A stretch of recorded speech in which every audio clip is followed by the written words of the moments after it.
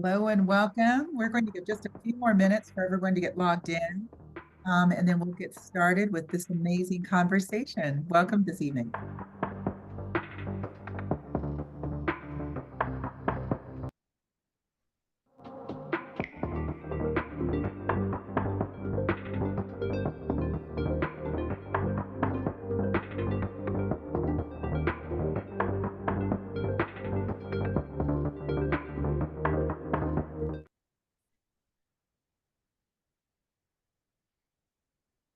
Welcome, welcome. And I just realized we were showing the wrong credits for the wrong program.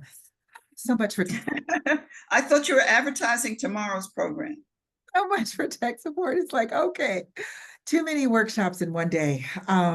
Hi, and it's getting late for my team. So they're like, we're done. Hello, everyone, and welcome. My name is Marie Boone Clark, and I'm with Birthing the Magic Collaborative. We are a 501c3, and our whole purpose is to create spaces like what we are doing today. We curate virtual perinatal education with the help of our wonderful friends like Dr. Leslie and now Portia. I would ask that you drop in the chat where you're joining us from. And it would be wonderful to know if you are an expectant mom, if you're thinking about becoming a pregnant mom, or if you're someone who supports them, just so that Dr. Les and Portia know who they're talking to. This is a series called Safer Births Now that Birthing the Magic Collaborative is so happy to produce in tandem with Dr. Leslie's organization, the Black Coalition for Safe Motherhood, Navigate Maternity, Diasa Aura, which is a concierge-style maternal health support team, as well as several others. And Portia, I am pitching as long as I can. Are you ready to go on camera, my friend? I'm trying to do like that. What is it? The you guys ever watch Saturday Night Live where that woman would say, talk amongst yourselves?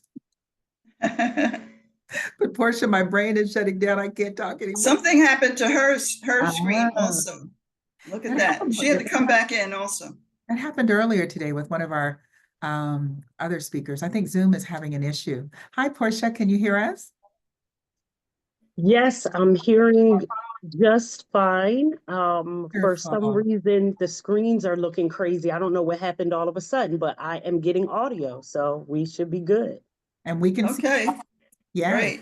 Well, Portia is a powerhouse in maternal health and advocacy. She's a wife to a Nigerian king. She's a proud mom girl of two and the proud alumna of Tuskegee University. It was after a traumatic birth and breastfeeding experience in 2017 that she answered a deep call to support other Black birthing people navigating similar journeys.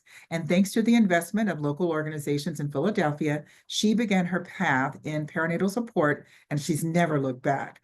She's now a birth and postpartum doula. She's a certified lactation counselor, a certified childbirth educator, see, my Southern accent's going to come out, and she's a trusted coach and consultant for birth workers. Her work is rooted in lived experience, fueled by passion, and grounded in a commitment to change the narrative for Black families. And speaking of passion, I think Dr. Les and I have worked on this project 3 years now. And she is, what do they say, the wind beneath your wing? She's my editor. She's my science researcher. She's all things. Dr. Leslie Farrington is also a retired OBGYN, which is why she is our science everything. She's a birth justice advocate. She's co-founder of the Black Coalition for Safe Motherhood that she now helms. And she has over 30 years of experience in obstetrics and gynecology. She's dedicated her post-retirement efforts to addressing the racial disparities in maternal health and promoting patient advocacy within the healthcare system. She developed a program that we did earlier this week called ACT for Safe Motherhood. It's a curriculum, and it's a healthcare advocacy toolkit designed to empower Black birthing people and their supporters. ACT stands for Ask Questions, Claim Your Space, trust your body, and tell your story. The framework aims to equip individuals with the skills to navigate medical settings. I will drop the link for both of these brilliant ladies in the chat, but I welcome you both to also correct, add to, elaborate on your respective bios, because words on paper are never quite as eloquent as the person themselves. So welcome to everyone in our audience, and then welcome to our panelists. Marie, I have to give you credit. After listening to you introduce people all week, I think you're very eloquent and just the best hostess any group of people can have. So thank you, thank you, thank you. Thank you. And I will start sharing my screen so we can get into our brief personalized introductions. Let's see. So this is the title. And go ahead, Portia. Good day, everyone. And thanks to everyone popping in, sharing in the chat. Congrats to those who are expecting, just sending love and well wishes for your journey.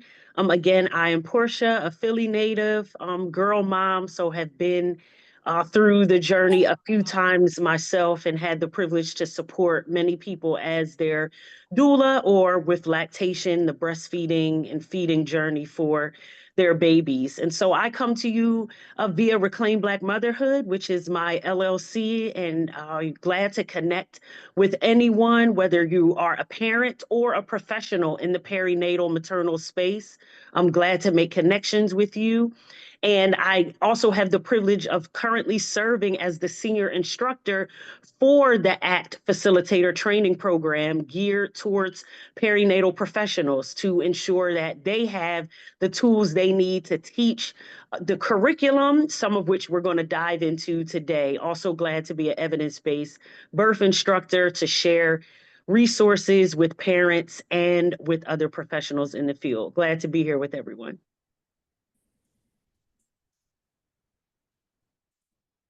And I am a retired OBGYN.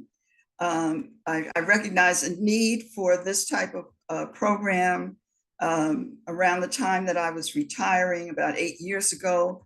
And that led to founding the Black Coalition for Safe Motherhood. And I do this work in memory and in gratitude for my parents, Dwayne and Joan Farrington, whose experiences during the civil rights movement really informed my work to address injustice in general, and especially racial injustice in healthcare. So I like to say, knowing and speaking up equals prenatal power. I was thinking about, how do you sum it up? How can you sum up prenatal power?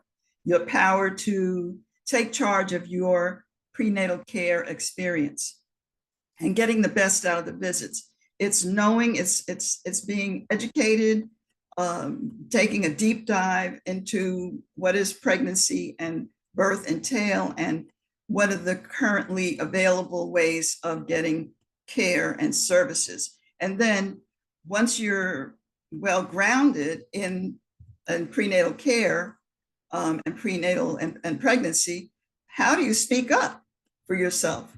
So we use this framework, ACT. It's a self-affirming and potentially life-saving steps to take to be in charge of your healthcare. Ask questions until you understand the answers. That's the A. Until you understand the answers, in fact, until you are satisfied with the answers and the answers make sense to you. Claim your space. That's your physical, your bodily autonomy, and your mental, your dignity, and your self-determination.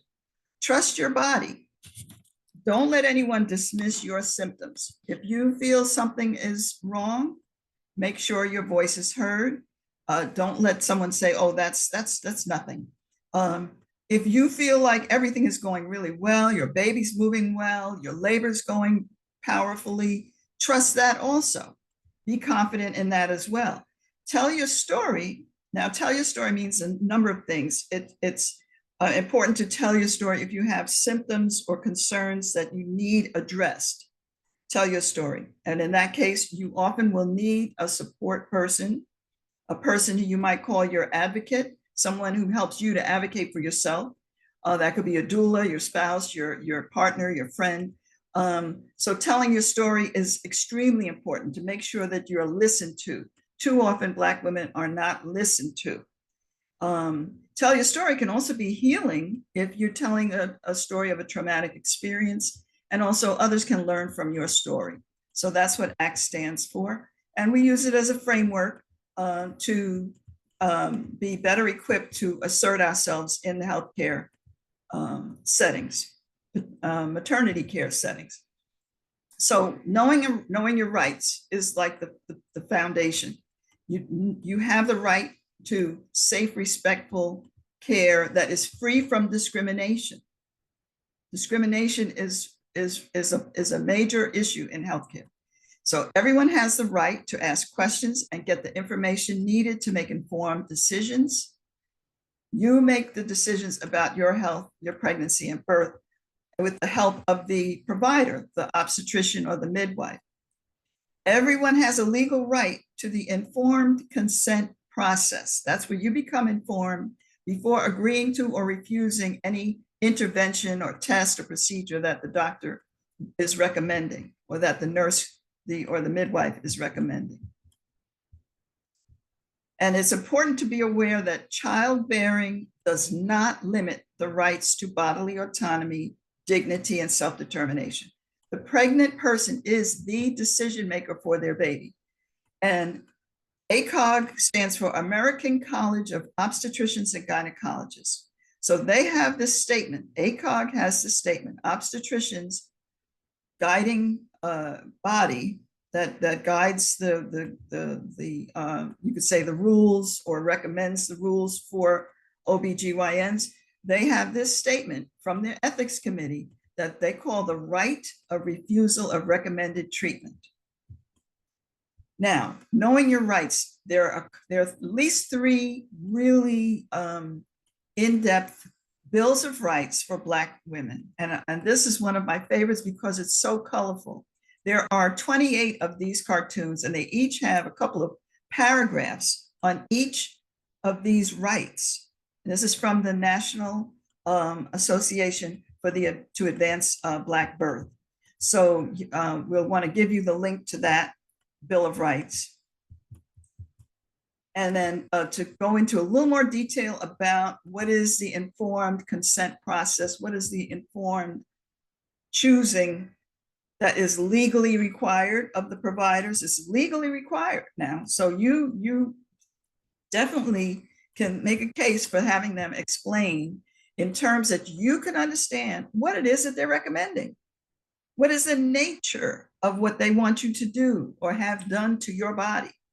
What is the nature of it and why do they want to do it?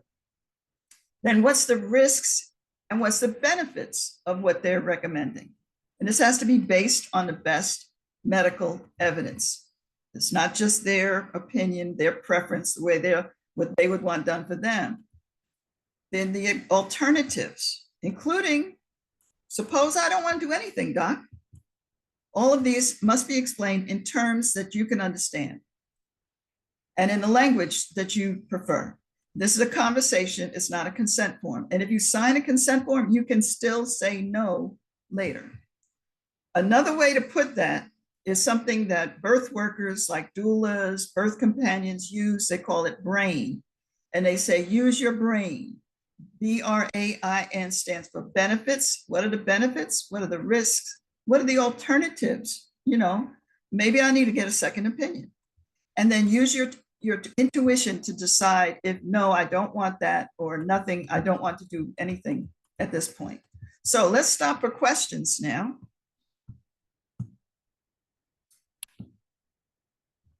Does anyone have any questions about the ACT framework, knowing your rights, etc.? I have not seen the chat. I love this picture with Ade in the background. I don't see any in the chat immediately, Dr. Les. Okay. I think one line for me is, what if I feel that my rights are being violated? And is this something that you're going to address later, or do you want to? Is that something we want to talk about now, or whichever is fine? But we'll talk about that later. Yeah, okay. We're going to talk about that later. We'll get into that. Okay. First, we want to talk about how you're going to interact. How can you partner with your provider? How can you establish good communication? So we're going to get into some ways of doing that. And Portia's going to take us through some of those. Okay. Let's go ahead. And since there's no questions right now, let's see where, because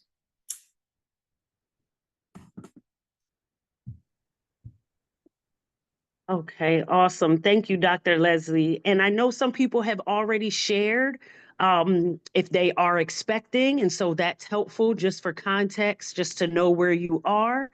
And so as we move into actually the partnership with your provider, whether you're going to a practice where you're seeing multiple physicians, maybe a midwife mixed in, a nurse practitioner mixed in, it might be challenging, right? I've definitely been there myself in recent years. The babies that you see in the background are just freshly 3 and 7. And so actually having a relationship and a partnership can be powerful towards the actual piece of navigating through your prenatal journey. And that's what we want to ensure that you have, and that you know that you have that power. And so as you are engaging and having those visits, there are definitely some questions that you can bring right in as you are engaging with your providers. And this is an example here. And so feel free, if any of these resonate with you, you might have an appointment coming up in the next week or so. And there might be something that's on your mind that you've jotted down. And you simply just want to say, hey, I know you're asking me how I'm doing.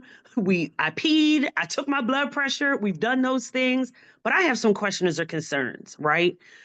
Letting it be known and taking up space by saying, I want to be informed. I want to know about any options, any decisions that are made about me and my baby, right? Asking questions like the last two on this slide that really do help to open up the space for partnership and conversation to begin, which is working together, right? I know you want me and my baby safe. We know that providers, the bottom line is getting everybody out of there safe, right? And healthy and alive. That's the hope and the thought. But the question is, how can we work together on this? Right? I'm the expert of my body. You're the expert of certain things related to obstetrics. How can we work together?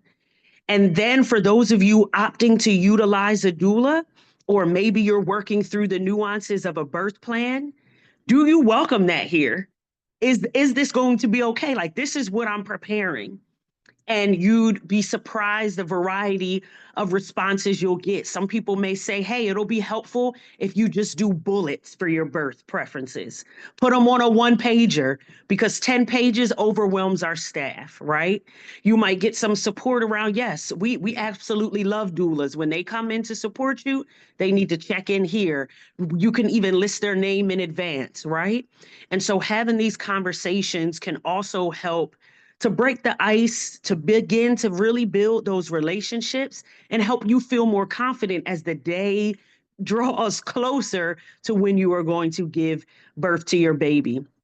And this last question is one that's of concern. It's a hefty one, but let's be real. Black maternal health stats, data, and the names and faces of those that are impacted by negligence and racism are all over the media, right? COVID helped it to blow up even more.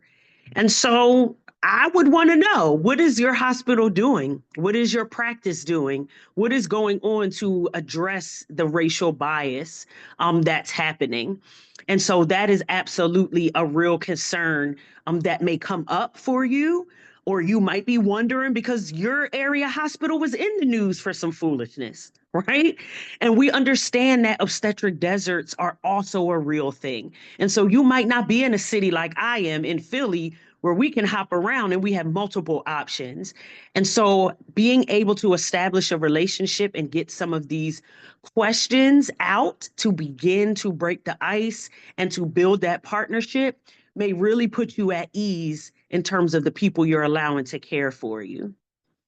I do want to pause as I saw some questions coming through, Dr. Leslie, one being around how doulas can partner with providers and help them understand that we're not their threat. And I think that that is huge. There are definitely If there are coalition options in your area, being one that's now a retired doula and has helped to have these conversations with area folks, if there are coalitions around maternal health, if you have a MMRC, if there's a Department of Public Health, if there is maternal child family health coalitions, collaborations, collectives, those are great ways to say, hey, even our perinatal cooperatives and collaborations that are happening across cities. When we're What's in these, I'm sorry, Portia, what's a MMRC? oh yes, the Anytime we do that, those acronyms, we're going to stop and describe them. Yes, thanks for stopping me for that. The MMRC is the Maternal Mortality Review Committee. And so many of our states have those where they're looking at these numbers, the data to find out what is going on. And so the MMRC, Maternal Mortality Review Committee, is the gathering of these professionals. So if you are ever, for those that are perinatal maternal professionals, if you're in these spaces where people in your area are gathering, that's a great opportunity to say, hey, I see 3 of our area hospitals have representatives here. What are we going to do to make it easier for our doulas to come in? If there's any co-ops or doula collectives in your area, how are they approaching some of the hospital systems to have these conversations? We can wear badges, we can wear shirts, we can bring our ID to make ourselves, able to be recognized. But what are we doing to make it easier for us? Where can we park? How can we have conversations? And just as an example, something that has been helpful for us in Philly, as I'm a part of the Change of Heart study, it's a research study with Temple and the Maternal Wellness Village that I am a member of, and it's a cardiovascular related study for Black birthers in North Philly. And what we have done intentionally before bringing our doulas in and running these programs, we ask people, can we have conversations? Can we bring lunch? Can we bring breakfast? Can we sit with folks on the floor? Can we sit with administrators? Can we then talk to the L&D staff, right? Making our way through to say, hey, our organization would love to be here. We would love to support our clients and to get to know you. So what would be helpful? Wearing a bright blue shirt that says I'm a doula and I'm here? Like, what would be helpful? Is there parking, a place we should park or not park? Right? What should we do when we check in to the ER or to the perinatal intensive place where we're coming to see our clients? And so I would definitely recommend taking advantage of any of those opportunities where professionals are gathering in your area to help break the ice and see how partnership can happen.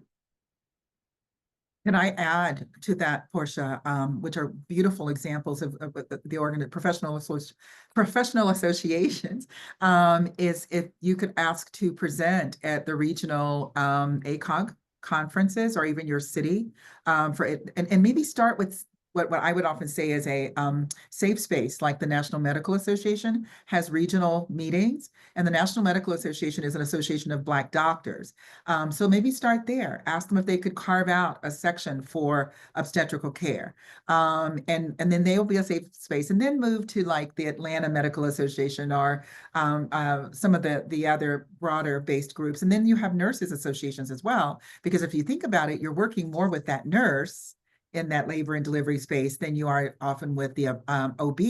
So ask to go to AWAN or NAN or, and if you can present at some of their local meetings. I was just going to share too, I love the question that you all added about ask your doctor as you're vetting him, or even ask the hospital as you're vetting them, and we can vet what they're doing, because so many hospitals are now operating out of fear of this administration and their punitive stance around health equity or DEI or whatever keyword they've assigned to it this year. And I know that there are some hospitals who have quietly scaled back, just like Target. They've scaled back or eliminated their health equity efforts.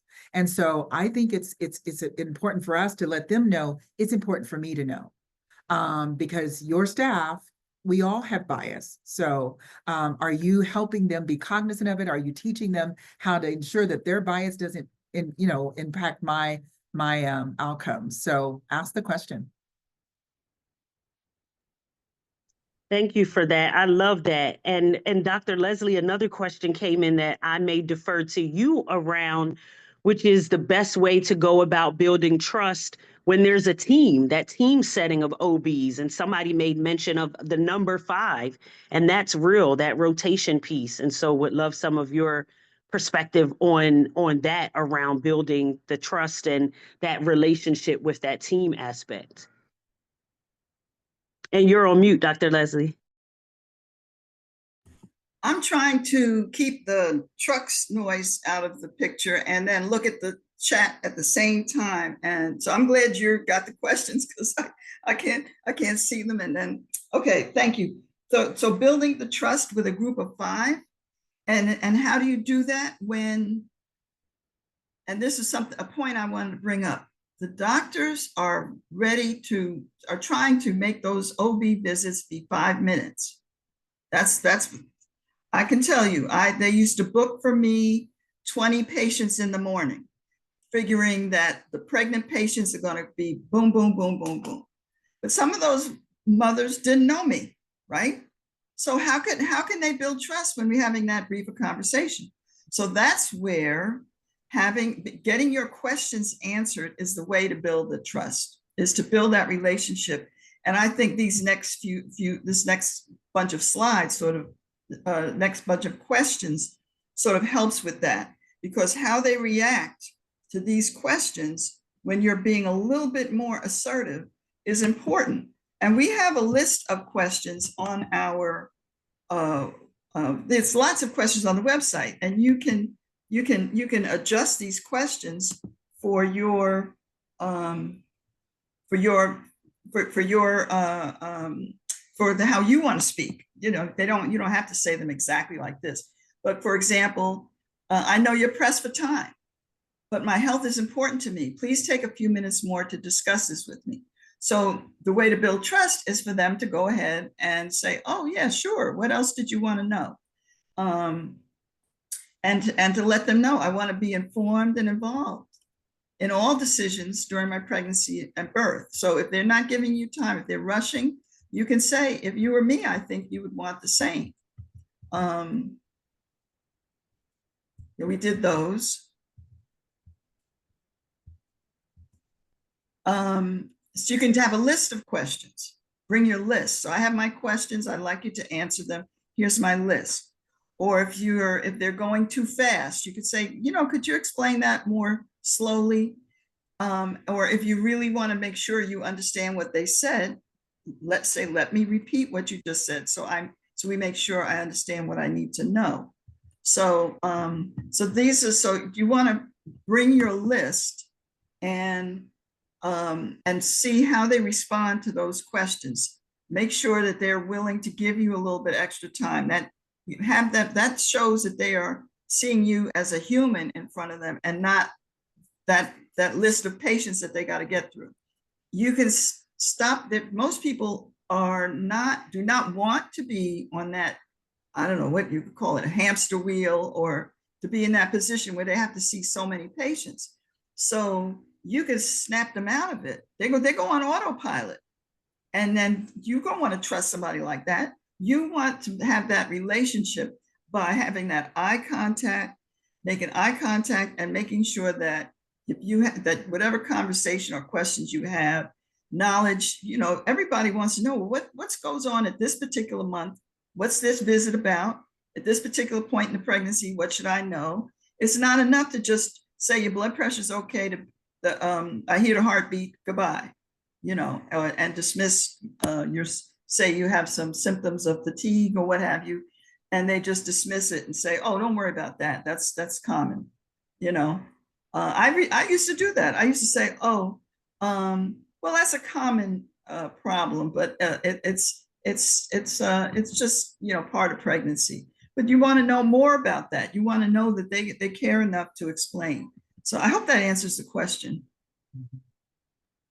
That's very good. That's very good, Dr. Leslie. One thing, I'll actually interject 2 things that came to my mind recently that we don't always say, but it was affirmed for me when I was having a dinner with a few researchers and providers just 2 nights ago. And I said, hey, I know our time is limited, and one of the current providers was saying, I saw like 50 people today. It was rough. I wish I could give more time. You know, a resident's knocking on my door telling me, hurry up, you got to get to your next. Or the nurse is saying, come on, somebody's waiting for you. And just talking about the pressures that exist to meet so many clients, so many patients. And so it's not always that we should assume that someone is ill-meaning towards us, but there is a pressure that exists. So with that in mind, many of us are utilizing apps now, are utilizing portals now. And so one of the things that has helped me in my last pregnancy journey with my now 3-year-old with the preeclampsia and then going into postpartum care with my primary was utilizing that portal. I would sometimes dump a bunch of updates or questions there, knowing that many people on the staff were going to see it, review it, provide feedback, look at my most recent labs. And sometimes that would help me to make best use of those 5, 8, 10 minutes that are in the office. So sometimes asking questions in between your appointments via the portal might be helpful. A nurse or someone else might be able to get to you immediately. If it's another 2, 3 weeks before you get to your next appointment, but you just had some things on your mind. So a portal might be a great way to do that. And another tool that might also be helpful is preparing and troubleshooting with a community health worker, a doula, or someone else that you're working with around your healthcare, so that you can really say, okay, I had 10 maybe things that I looked into. What is maybe my pressing thing that I want to talk about now? I've been having a new pain, so that might be more pressing versus what's going to happen with my cord, right?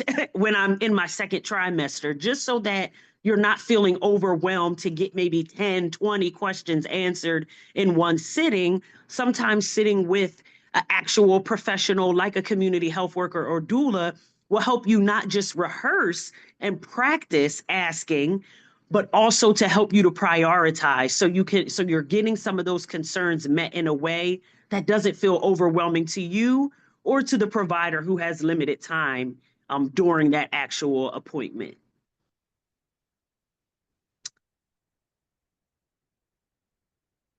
Okay, I see another question came in as well around managing a lack of trust with 1 to 2 doctors on a 10-person team, especially if they're ones on site during an unscheduled delivery. I'm not sure if the perspective is from, it sounds like this is a professional perspective, not from actually a birther. That is a good question. Is it Yeah. through what lens are we asking this, Jean? Are you a new mom and or are you the doula? Oh, she's the expecting mom. Okay, got you. Okay, okay. Okay, sure. Yeah, so this is a large team that we're talking about that you could be exposed to or getting care from. And if there are 1 to 2 people that you have already identified that there's a lack of trust with, I would absolutely make every effort to request that they would not be present or that if they do for some reason come in, that you can ask for someone else if that is really the concern around when it comes time for your labor and your birth. If it sounds like a situation of avoidance, that might be helpful. If you have the power, the strength, the ability that you want to raise it further, you may want to actually put something in writing or actually raise a concern because something did happen. If an incident did happen, then I would say do that when you feel like you have the capacity for it.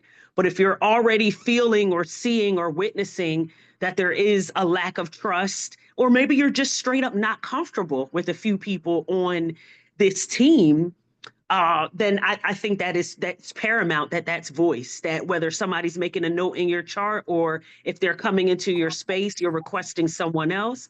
If it's as much as it's possible, right? As much as possible when the interactions might be taking place. because that is a concern. You're like, I'm preparing for my birth. I don't know which one of these people are going to be on the floor at that time. And even if it's a possibility that there might be midwives as well, circulating throughout L&D at that time, you might also have an option to engage with them as well, just depending on the hospital that you're at and the amount of staff that's present. I have a suggestion. I didn't hear where the mistrust came from. So I don't know if this is if somebody really did something, or if it's they just don't have a good rapport with them.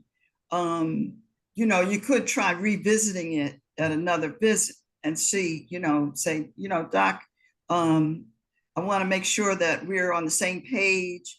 Somehow introduce a fresh start as possible. You might find that some people that you think you trust aren't that, don't work that well with you at another setting or another time. So I think asserting your rights and knowing what you want for your birth, and having someone who's knowledgeable with you for that birth will help you control that setting more than so that you're less dependent on which provider is there. So if somebody says they want to do C-section on you and you don't trust them about it, then you can get clarity there, maybe a second opinion from the person in charge of the labor floor. I think being in charge of your own pregnancy and birth and having a lot of knowledge around it is one way to not be concerned so as much about which doctor is coming in for just to catch that baby, because that's a lot of time, that's all they're going to come in for. So it's mostly you'll be working with the nurses that are on that floor, and you can change nurses easily if you don't like the nurse you have. We were going to go through the stages of pregnancy, I think, next. Should we go to that, or do we have more questions, pressing questions in the chat? That was the only one I see for now, Dr. Laz. Okay, let's just go through, see if anything else comes up with this.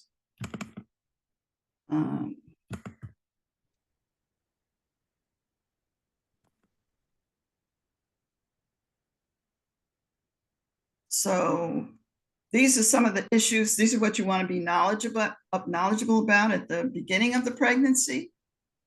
Portia, do you want to describe any of this?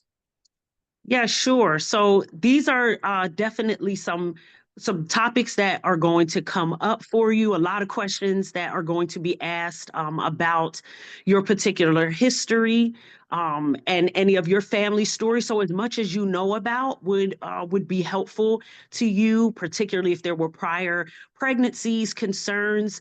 You might be like me that have had generational preeclampsia, for instance.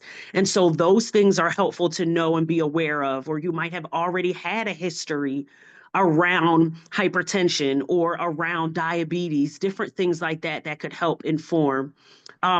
This is also a time where you might start preparing some of your questions or concerns. Ooh, I recently saw a TikTok where somebody gave birth in this particular way, so I'm curious about that.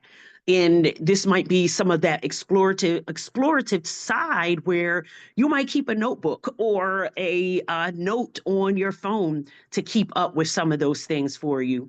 Sonograms or ultrasounds are often taking place during this time. And so depending on the needs or the concerns around confirming your pregnancy, and then if there are any early concerns or wishes or requests, that might be the scenario for you. And then, of course, testing of blood and urine for a variety of things. And you can definitely always ask. Someone may say, oh, you got to get some blood work. Okay, well, what is this set for? What is going on here? What are we looking at this particular time? So some things to consider early on in your pregnancy. Yep, they definitely want to know the first day of the last period. That's how they date the pregnancy. And then miscarriages are very common in pregnancy. Between 15 and 30% of pregnancies end in miscarriage. So the sonogram is very helpful. to know if everything's developing okay. So being prepared with this information is very helpful. And then these things start to come up after you pass the first trimester. How would you describe these, Portia? Sure. So this is where typically a lot of people are more concerned about gender at this piece, right? But we really want to know what is happening in terms of anatomy and development with our scans here. And so this is really important. You'll spend quite a bit of time waiting possibly for the news around gender or genders if it's multiples, but really wanting to see how organs are shaping out and developing, what's happening, and it's actually quite exciting. Movement for baby as well, as you start to feel that and keeping track. Questions will be asked at your appointments around movement. What is typical for you? And we should see a lot more movement while you're sitting down, right? You're resting and baby or babies, they won't be turning up. A little cold water, they might ask you to drink a little bit too, just to get an idea of how baby is moving. And then as you're moving around, you're active, you're taking a walk, you're cooking in the kitchen, we're rocking them gently to sleep so they may not be moving as much. Blood pressure and growth as well, definitely wanting to pay attention to. I can't help but also interject again around preeclampsia. So they'll be paying attention to some of these things around blood pressure and paying attention to the screening as well for diabetes is happening during this time. So people are talking about that drink. I got to drink that drink and take that test, which there are some different alternatives that are coming up now outside of the typical test that's being offered. And so there might be an alternative for you that you like, that you can look into and talk to your provider around how the screening for diabetes goes as well. And we also tend to see some of this distinction, charting, or labeling around the risk of your pregnancy, low risk versus high risk, which could mean many, many, many different things. But the thing that I would say, and I'll defer to Dr. Leslie for a comment too, is to just ask for clarity. If someone is labeling or saying, oh, you're now high risk, oh, you now have this, oh, we got to watch out for this, that's not enough. What do you mean? Explain that. Break that down for me. Provide some clarity. I'm not following. What is high risk and what are you talking about? And so that's definitely an encouragement for me, is to just get more answers, as sometimes labels are general and might be understood by the person who's labeling, but not by the person who needs to receive it. I think that this is a good point to add that we're not giving any medical advice in this program. We're just letting everyone know what are the things that are prominently happening along the prenatal journey, so that you can be aware of points at which you might want to ask questions. And so if they say, oh, you're high risk, yeah, you definitely want to know what are their reasons for saying that, and understand that high risk does not mean that you're likely to have the problem that they're watching for. It just means they want to watch you more closely. So, but your risk might be 1% instead of less than 1%. So if your risk goes from 0.5% of having a certain problem and it goes to 1 or 2%, they might call you high risk for that. So my thing is, don't let people scare you with these labels, but use knowledge instead. Knowledge is power. And then the last month, these things come up. You'll want to make sure the baby's moving. You're going to want to know the baby's head down, because that's easier. That's the way it's supposed to be. 95% of the time, the baby's head down. They're going to really watch blood pressure. And I would say, now you can correct me if I'm wrong about this, Portia, but I think everybody should know what their blood pressures are. That's just, and then they will be measuring the belly, but that's a very imprecise way to measure growth. Sonograms are also imprecise way to measure the growth of the baby. There's testing for a bacteria that is present in many women. Somewhere around 20 or 30% of women, I believe, have this particular bacteria as part of their normal bacteria in the vagina. But if you do have it, they're going to want to give you antibiotics during labor because it can be risky for the baby. Again, low risk, but still they want to make sure there's no risk. So that's why they do that test. And then there's other things that some doctors do screening for. And then there's discussion of inducing labor. A lot of doctors want to induce labor. So you want to be prepared for that conversation. And we have some tips about that. I just wanted to finish showing the slides and then we can get into the discussion about these issues. You want to review, is there any change in your risk, what they call your risk status? So those are the slides that we wanted to share. And I'm sure there must be more questions about, so you want to be familiar with all of these stages during the pregnancy and how your test results are coming out, but not to be thrown into fear about any of these things. And I think that's why those short visits can be so harmful, and that trust is difficult to build up. That's why we often, I say that every woman, and of course it's not possible in this country, but every woman giving birth deserves a midwife, because midwives spend more time with their clients. They're not patients, they're clients. You're not a sick person when you're seeing the midwife, but you're someone who needs care and support. And so having a birth support person can help make up for that lack of support that you don't get from a doctor who only has 5 or 10 minutes. Another thing about those quick visits, again, you want to have them make eye contact and make sure that you get your questions answered, because it's when they're on autopilot that the bias and discrimination can occur. That's why you want to make sure that they're dealing with you as an individual. So that's something that it's been my goal in all the educational programs that I've been involved with for the past, since 2006 is when I started with this. So make sure you're making eye contact and that they're individualizing the care, even if it is a short visit, so that you can avoid the discrimination that has caused so much harm.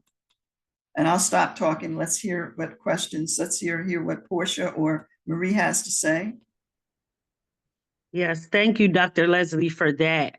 Please feel free. We're glad to troubleshoot through scenarios, through any general questions just around engaging with providers, as our goal is to make sure you feel powerful and informed, not overwhelmed. And so definitely glad to provide insight on how to engage or prepare yourself for the journey. And one thing that I'll also add to that was helpful for me was utilizing apps. And so whatever pregnancy app of choice you might like Bump or What to Expect, Baby Center.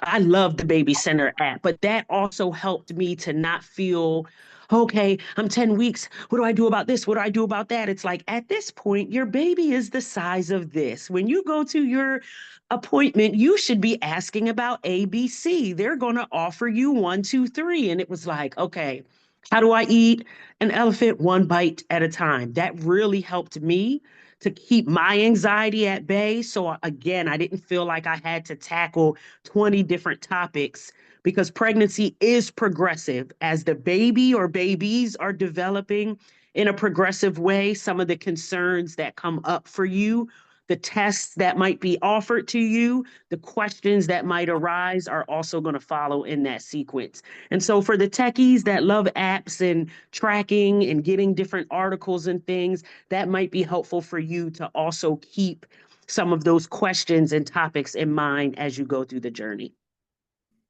Oh, I love that, Portia. I absolutely love it. You can't see it, but I'm over here making a note.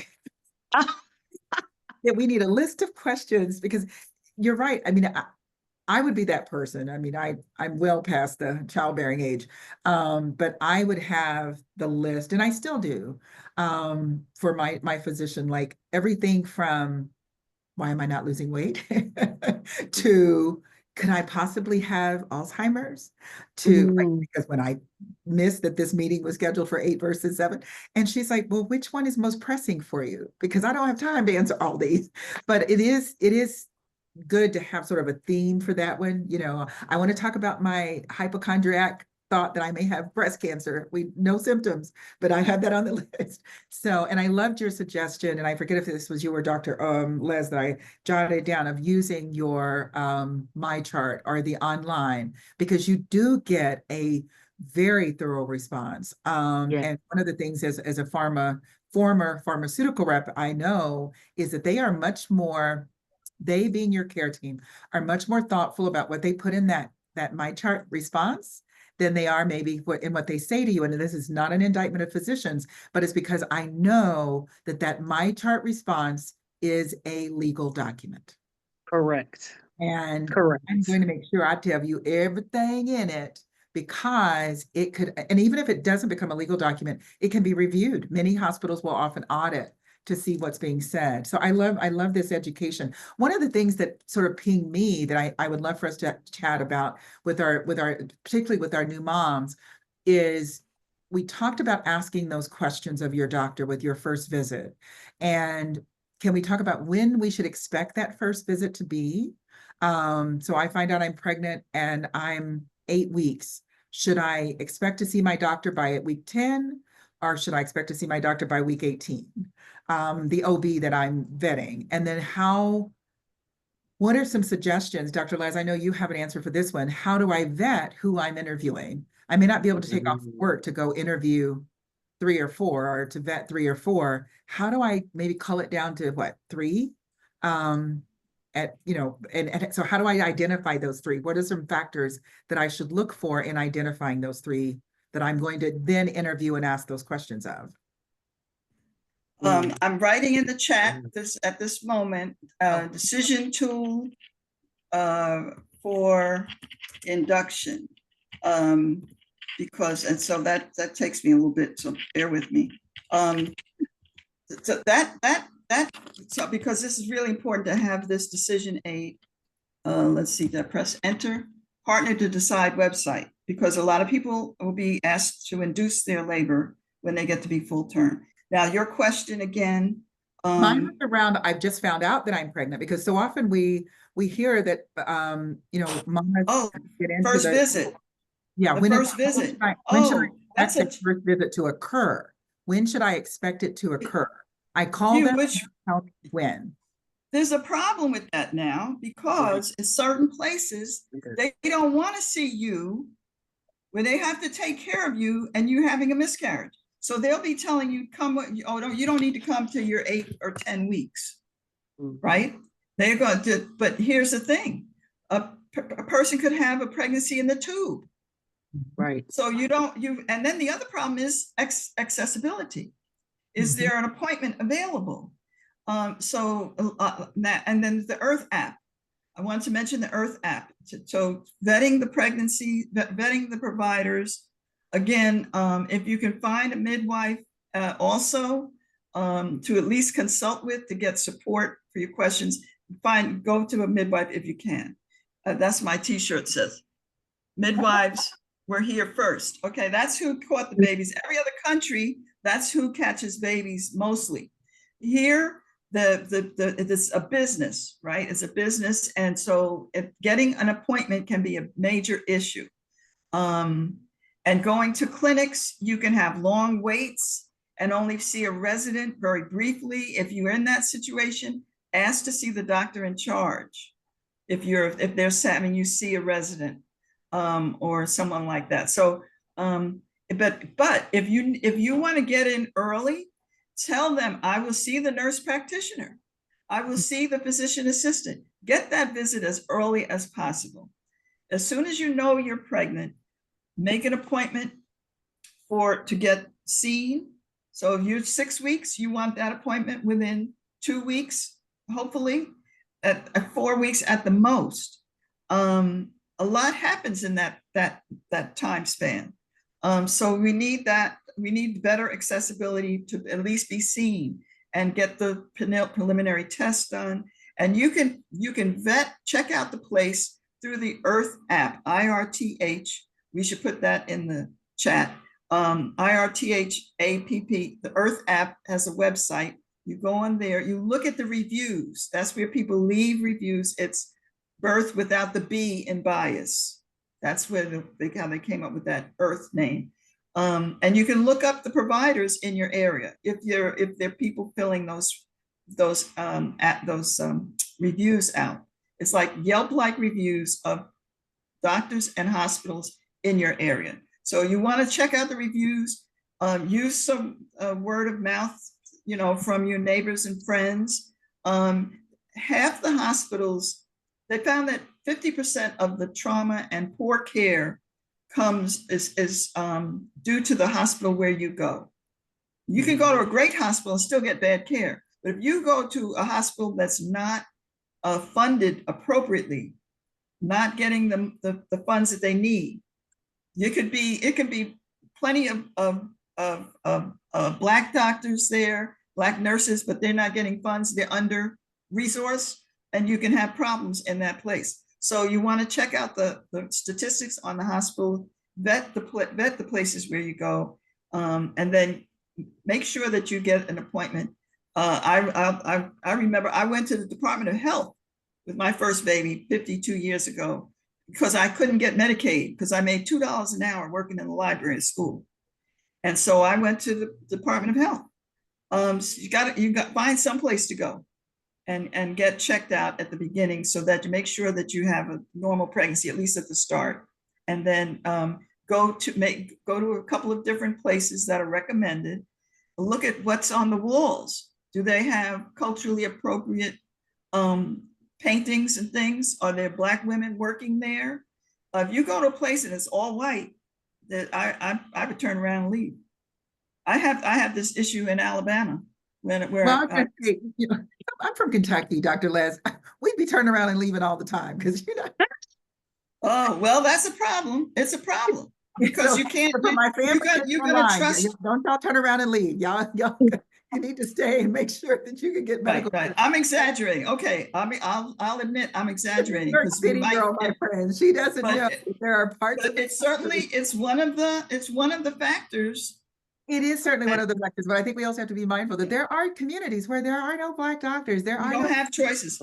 In which case, you want to make sure you're making eye contact with every person and that they're treating you like a human being and not someone that they have biases and stereotypes that they harbor. So one of the doctors, I want to give him a shout out. Yesterday, I think was his birthday. Dr. Stratton, who's in Evansville, Indiana, is not Black.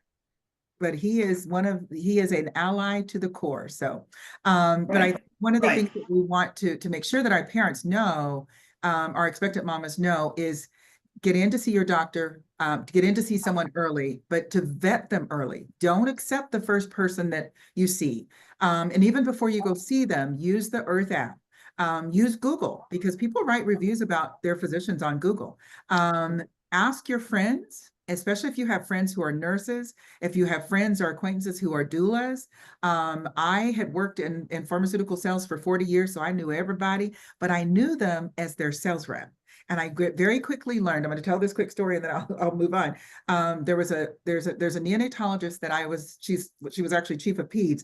And I was telling someone how wonderful she was, right? And I was in another city and I'm like, oh, she's so nice. She's so cool because this woman truly supported my business. And I'd gone to her house for dinner. My partner golfed with her. We loved her. I get a phone call from someone who was next to me later to say, girl, you need to start running around telling everybody that so-and-so is wonderful. She throws phones at people. She's cursed them out. She's only nice to who she wants to be nice to.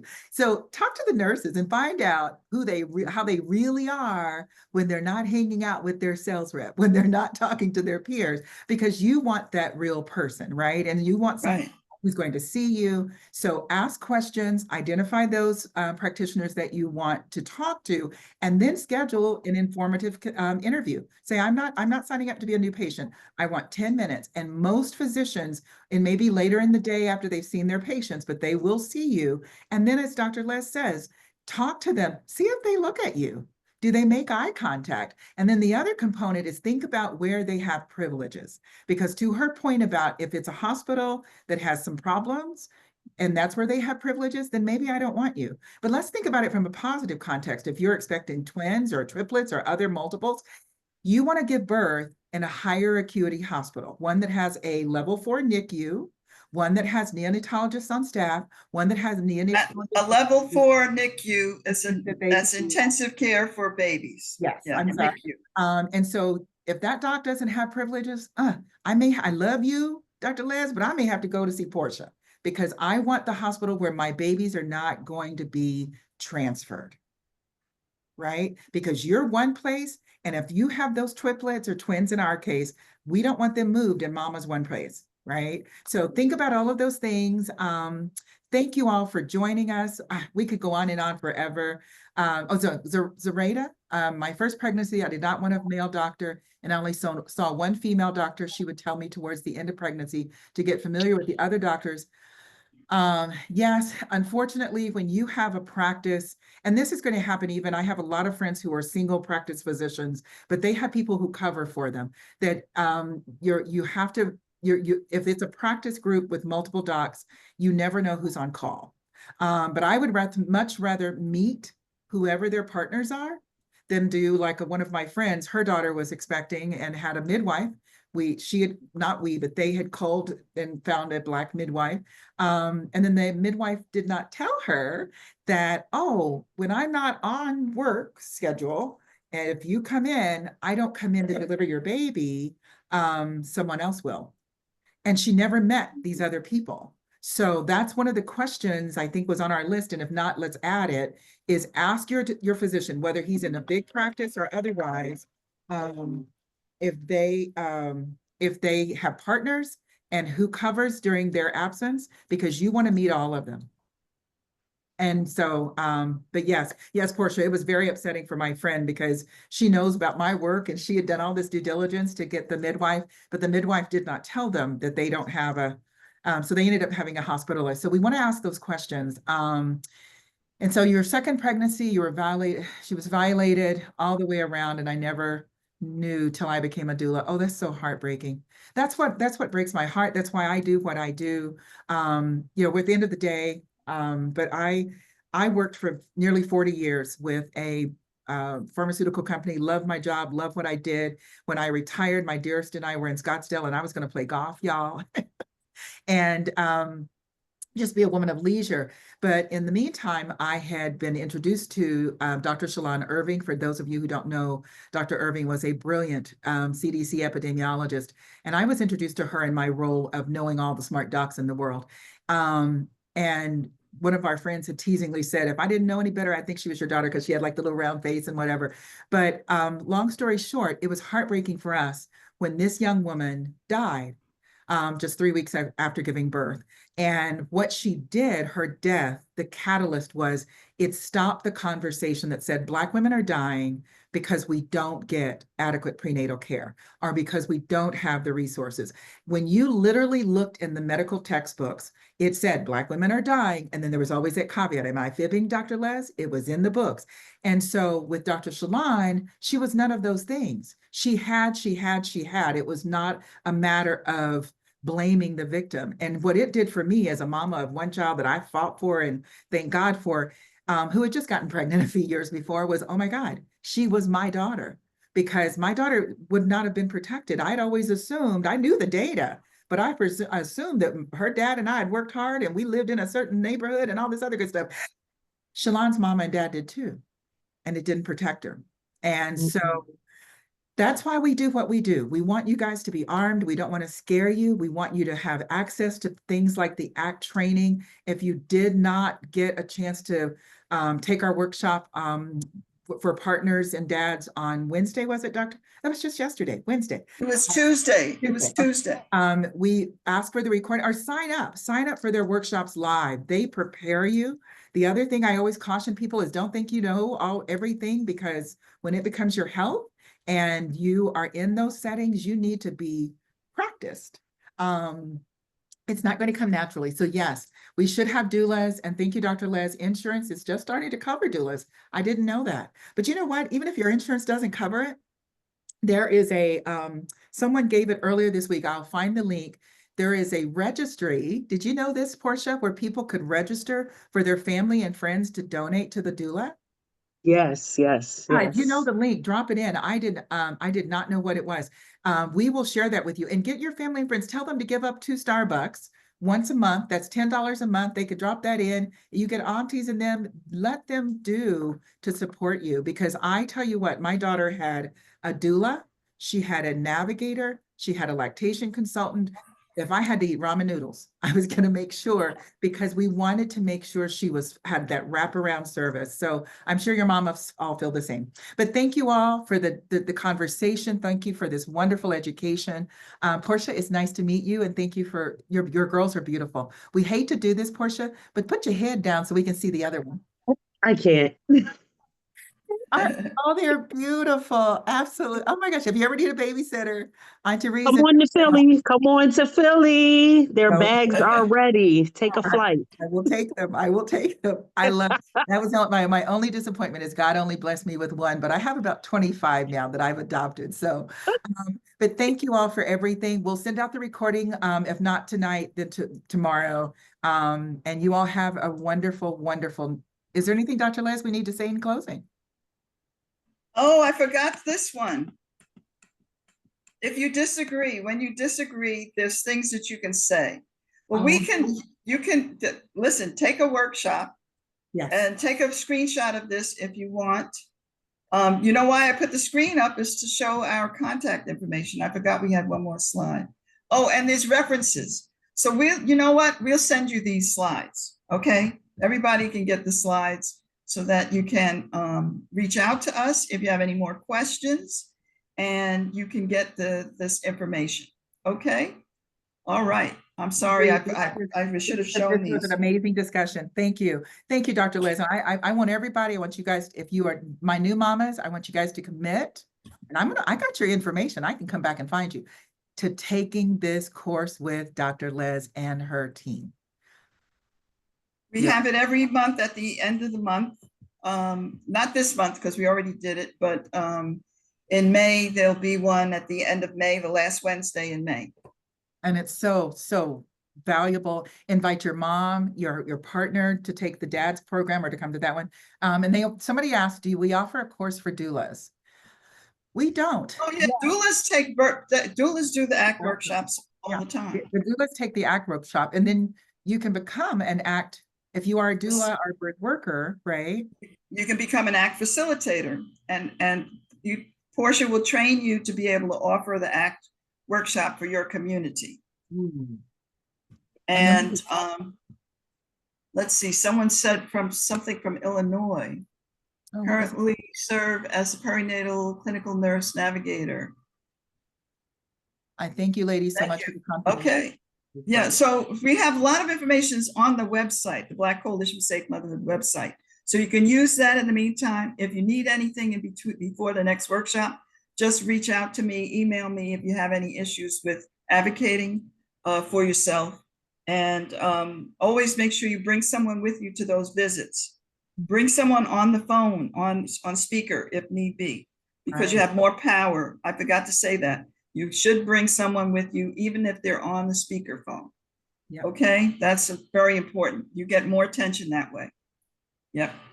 Our last workshop is tomorrow. We are meeting with Dr. Alicia Hodge, and it's called New Baby, Big Feelings, Understanding Your Postpartum Emotions. So tomorrow at noon Eastern. So for those of you that are on the East Coast, pack your lunch tomorrow and join us. For those of you who are with me on the West Coast, get up early and come on in here. And we will see you all later. Thank you.